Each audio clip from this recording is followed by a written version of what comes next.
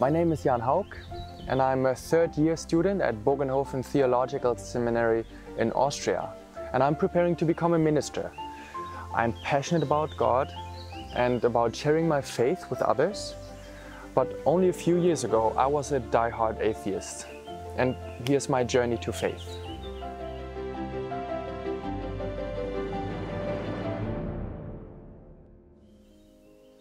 I was born in East Germany into an atheist family and an almost completely secular social environment.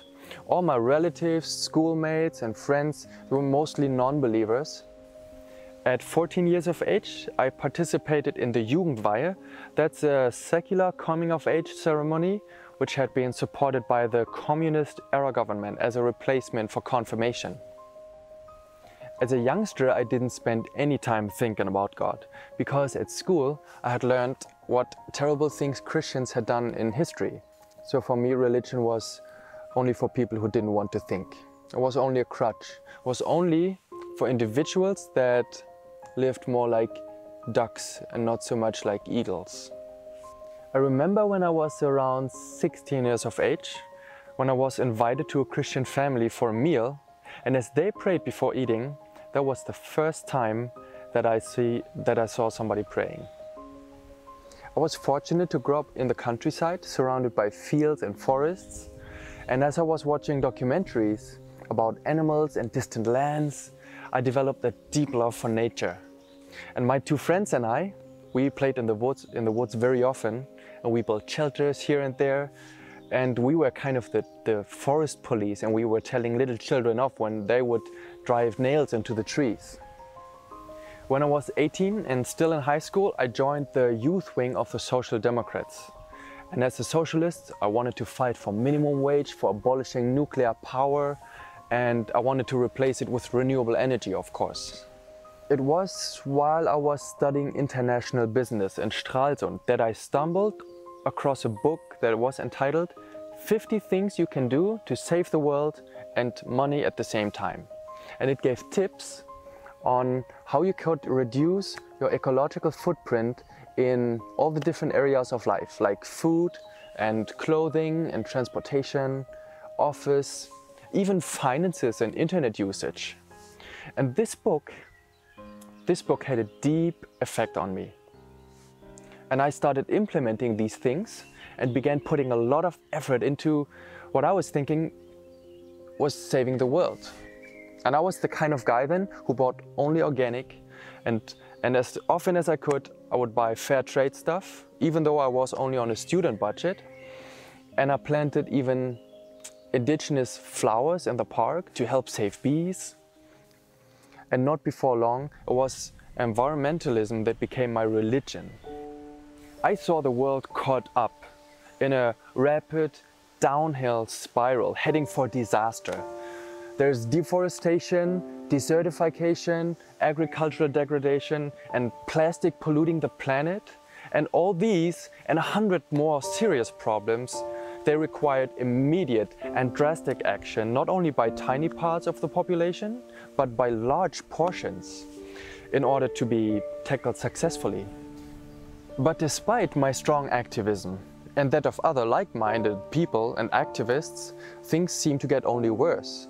And I felt like being confronted with a huge wave that was, threatening to collapse over us. And I had no idea how we could possibly survive it. The future seemed just bleak, and the hopelessness was very frustrating. I did Baltic management studies for my university degree, and there I had to choose one language from the Baltic Sea region to learn for my course, and I took up Norwegian. And I went on a backpacking trip to Norway, and the next year also I returned there. I went to a farm about 1 hour from Oslo, because I was interested in learning about organic agriculture. And there I met some great people. There was Jonathan and Lena and Julia. They were tenants on the farm, and they also helped out occasionally. And while picking raspberries, I found myself discussing things like country living and politics education and vegetarianism. And these people have very interesting views, and I realized we had many things in common, even more so than with my environmentalist buddies. So we became good friends, we played games and had fun together. One Saturday morning, I was searching for the sheep that had escaped again. And I saw my new friends all dressed up going out, and I just wanted to say hello, so I went over and said hello, and they told me that they were on their way to church. Oh no. I thought to myself, Christians? How disappointing. Why do these nice people have to be Christians? And then they told me even that they were Adventists, and I had never heard anything like that before. Back at home, 2 years went by with me studying and doing an internship at a green bank in Nuremberg. And then I had to accomplish a year abroad. So I decided to write my bachelor thesis in Norway and work for a company doing roof-mounted solar panels. And for that purpose, I moved to Oslo, and I was desperately searching for an affordable place to stay. So I remembered my friends from 2 years before, the friends from the farm, and I got in touch with them, and they again introduced me to David. He lived in a church-owned student home in a 14 square meter room, a small one, and he took me in, and he went out of his way to make me feel comfortable.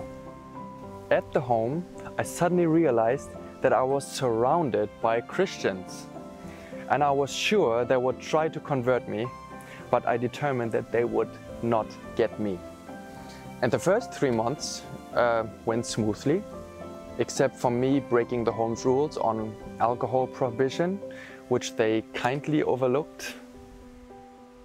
Then I was invited by my friends from the farm to an Independence Day celebration, which is a big deal in Norway. And of course, I had no idea that a double-decker bus full of Christian young people would show up. But I had some great conversations with them, and I remember arguing with them how unreasonable it was to believe in God. But I kept it respectful because for some reason I really liked these people. They did have good values, and they believed in the 10 Commandments. And I thought if everybody would live like that, a healthy country lifestyle, then this world would be a better place. Just imagine. They were so genuine, and they wanted to know how they can do things better. And after meeting as an activist so many people who did not want to change, that was so refreshing. My friends invited me on a boat trip to the south of Norway, and we were going to spend the whole weekend on an island. And there were about 30 to 40 Christian young people, and I had such a wonderful time. They took such good care of me. They were sharing their clothes and other necessities with me.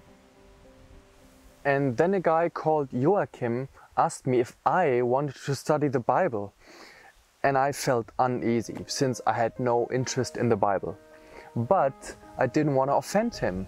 So I said, let's do it tomorrow. And I was hoping he would forget about it. But the next morning, he surprised me again by asking me again. So I scrambled another excuse, and the best that I could come up with was saying, sorry, I don't have a Bible. But it turned out to be the lousiest answer that was available to me in that moment, because I was, surrounded by Christians, and every one of them had a Bible. So in the next moment I was presented with somebody else's Bible, and I was like, thank you. But then I thought, these people have been so good listeners, so it's only fair that I hear them out as well. Joachim started talking about how the Bible made the extraordinary claim that it is the inspired word of God. And that claim called for extraordinary proof. And he showed me how the Bible was able to forecast the future. And he explained to me the prophecy of Daniel chapter 2. How the empires of the world had been foreseen by God, Babylon, Medo-Persia, Greece and Rome, and the fragmented Europe of our days. And I could follow along because I had taken an advanced course in history. And after that study, my view of the Bible had changed so much that I decided to read it. I bought an expensive study Bible and I started out with Genesis, the first book. It was a roadblock though, because I believed in evolution. And there the Bible said that God created. So my friends took care of me, referred me to some lectures about evolution and creation. And as I learned some very intriguing facts, my doubts started to crumble one by one. And then something started to work within me. Now I seriously wondered if God possibly existed. And I carefully weighed up the arguments that I had learned, and then there were basically 4 main points that challenged my unbelief. These Christians, first, had solid values. They lived a good life and did positive things. Secondly, the idea of the great controversy between God and Satan, that made a lot of sense. To me, it was the most credible framework for interpreting the things that are going on in the world. Third, there was the reality of prophecy, that God is actually able to predict the future. And lastly, number 4, there were the really viable ideas of creation and intelligent design.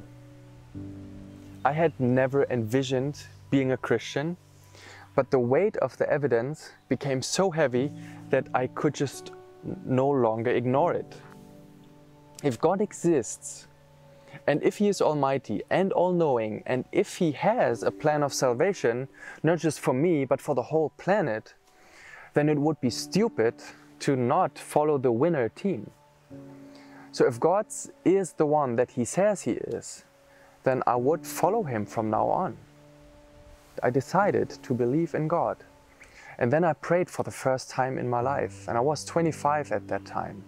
And it was very awkward for me, but it was very special at the same time, because for the first time I talked to the Father that I never knew I had. Then I went back to Germany, finished off my bachelor's, but my life had just acquired a new and rich dimension. And I just had to explore more about Christianity. So I attended a mission school for 2 years, and that was the best time of my life. I learned that I was a sinner, that I'm in need of salvation, and I had not thought that way of myself before. People's hearts just need to change. And the real hope is in living with Jesus in the new world that He has promised to establish at His second coming. Now, I aspire to help others find God and true hope. And I still believe that doing my part in taking care of the planet is essential. And I still turn off unneeded lights. And I still deposit my money in a green bank. And it's good to do that. But much more than that, I'm really looking forward to God truly saving the world.